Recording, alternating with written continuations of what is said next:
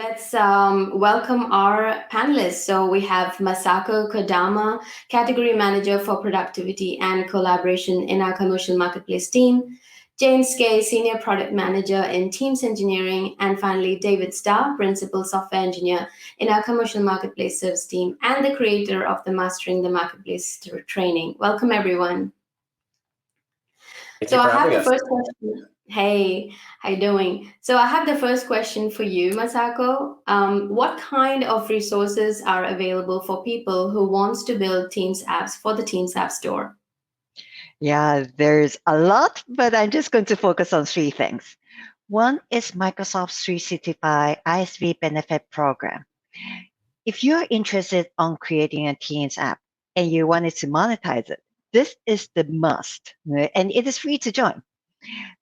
There's a lot of GTM benefit, developing benefit, but I want to focus on the financial incentive. If you create a high quality app and monetize it, you get $10,000.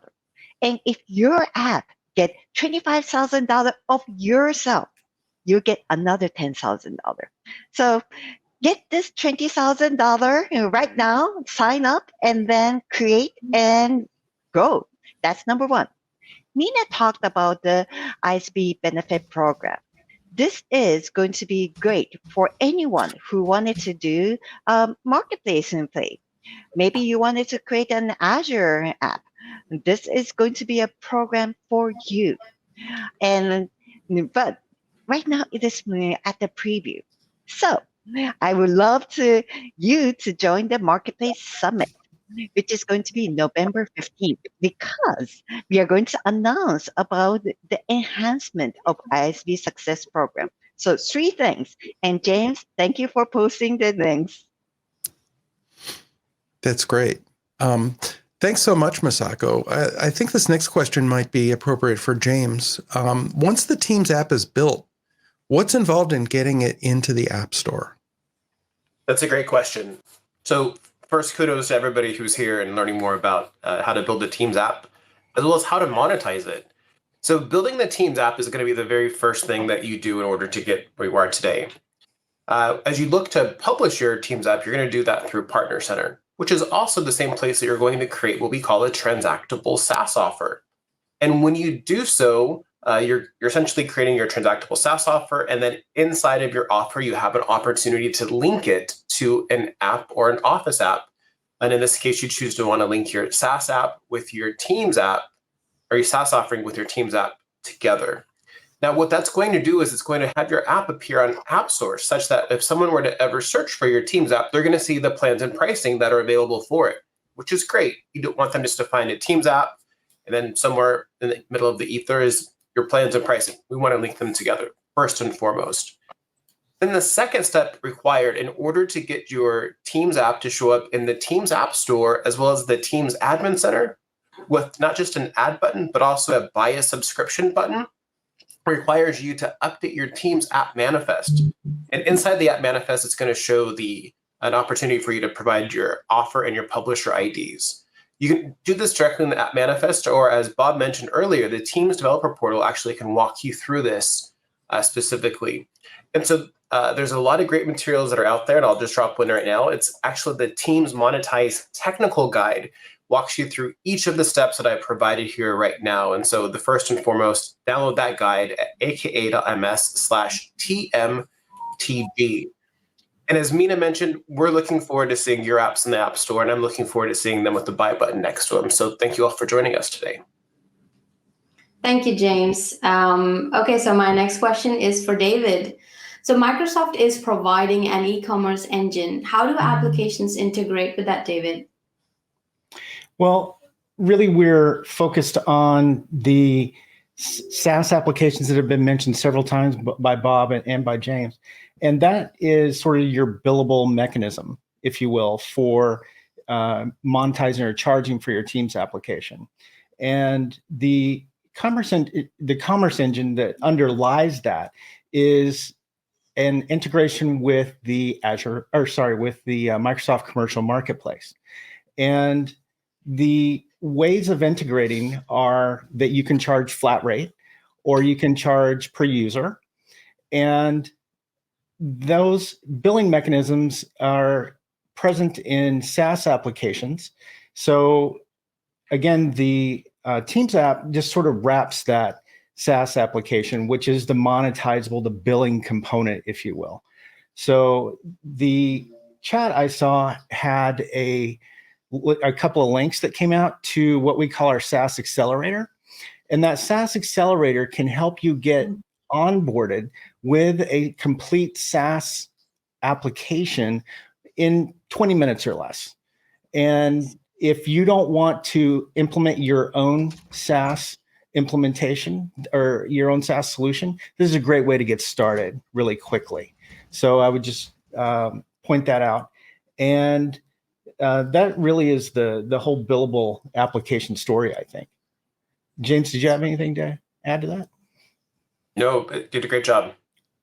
I think the one thing to call out, David, that you didn't actually mention was we also get the preemptive question around like metered billing. Currently, metered billing is not yet available for a Teams application. So as long as you either support a flat rate or per user, you can monetize and have that Teams app monetized today. That's great. And I guess another question that I'll sort of throw out to the group, I'm not sure who's the best to answer, but does Microsoft support license management for work in Teams? Or how does license management work in Teams apps? I could take that one. Prior to Build this year, we actually looked to our ISV developers to create and manage their own license management solution. Now, what that meant was that, when someone transacts through our marketplace, we send them to your landing page. And you're going to learn a lot about landing pages as you go through this journey, because that's the cutoff from where the subscription begins on our end and the usage begins on yours. And during that, if you have a per user model, the expectation is that you have infrastructure in place that actually allows you to assign licenses to those users who need them. Imagine I'm a subscriber. I bought the license. I bought 10 licenses for your solution. How do I actually then assign those 10 users? And right now that's up to you. But at Build earlier this year, one of my colleagues, Chandrika, mentioned that Microsoft is working to provide first-party license management capabilities for your solution. Now, what that means is if you haven't yet published your transactable offer, you might want to wait to see what this means potentially for you. So after a user has purchased the subscription, if first-party license management is enabled for your application, the licenses would be assigned within the Teams environment itself, meaning I could assign them individually to users, or I could then choose to assign them to users within a particular team. The reason I say that you might want to hold on pausing at the moment is that there's two things. It hasn't fully GA'd yet. In fact, we're just in a current preview. But second, if you have an existing offer today where you are managing the license component on your own, one of the requirements for managing the licenses through Microsoft's first-party management solution requires a net new offer. Now, not to get ahead of ourselves, but we know that each Teams app can only have one published offer. So if you have a published offer today where you're managing the licenses, there's going to be some potential heavy lifting that would be required for you to pull back and move over to a new one where we hold that for you. But I digress because we haven't fully released it yet. But if you're interested, look at our announcements for Microsoft Build, and we're looking to have more information available about the availability by the end of this calendar year. Awesome. Thanks, James and David. So how much does Microsoft keep when you sell a subscription to a Teams app? Maybe that question is for you, Masako. Yeah, the standard agency fee is 20%, but Microsoft cares about you, and we are not charging 20%. It is 3%. Now, 3% is similar to the credit card, but we do more than credit card. We have CSP partners that we built over decades that sells Microsoft 365 licenses. You know what? Those CSP partners can attach your ISV solution, and you don't have to build like 90,000 partners by yourself. Just join Marketplace and appeal to them by giving them margin. If you do that, CSP has the motivation to sell your application. So thinking about just going to direct, Mina talked about the 270 million monthly active users. Imagine how much do you have to pay to reach out to 270 million? I don't know, but it's going to be a lot. And imagine reach out to 90,000 partners. That's a lot too. And furthermore, if you are in Microsoft Commercial Marketplace and transactable, Microsoft sellers will look at you. And then when there is an opportunity, then they're going to do the co-sell. So I hope that is good, and I feel like, okay, 3%, that's cheap. Okay, thank you, Masako.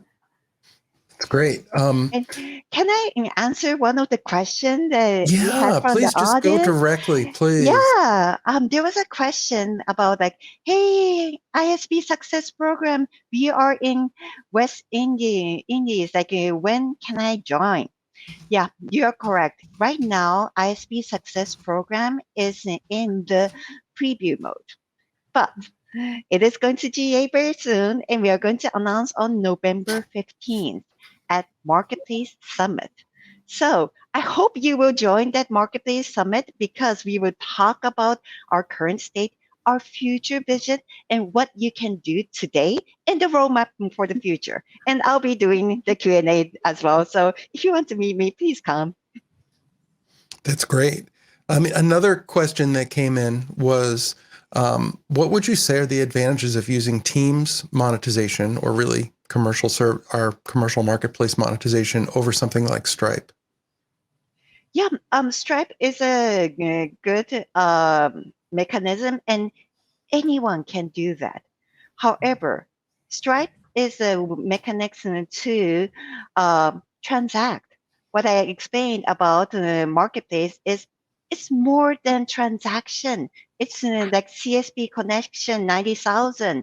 It is the field of Microsoft Field account sellers to know your product. And it is going to be inside the Teams. So where people are using the Teams every single day and wanted to see if there is any app that is going to be useful, then they can find it and buy it inside the Teams. That's the beauty about it. Oh, that's great. Well, I really want to thank you all for joining us today. This has been really informative, and also thank everyone in the audience and everyone on the Microsoft side as well who has made this live cast possible. I have a few next steps for everyone. The first is that if you want to rewatch this event or share it with your friends, the URL to do that is aka.ms/teamsappcamp. So the same one you used to register with will work here. You can also, I would encourage everyone to just go try the labs. So all the AppCamp labs and video tutorials are there right now waiting for you and your colleagues at aka.ms/app-camp. Now, some of our sister teams have kindly offered to help us support you in this effort. And so if you would like to request some support, we actually have a survey link here with which you can do that. So that's a really great opportunity, aka.ms/teamsappcamp/survey. And we have a couple of workshops coming up, one on November 15th and another on the 29th. They're going to be live casts. Similar to this, they're fairly short, but we're going to get a little bit more into the technical aspects of building the Teams app during these workshops. And so it'd be great to see you there. And also be sure to watch us and follow us on YouTube on the Microsoft 365 developer channel at aka.ms/m365 YouTube. One other quick request I want to make.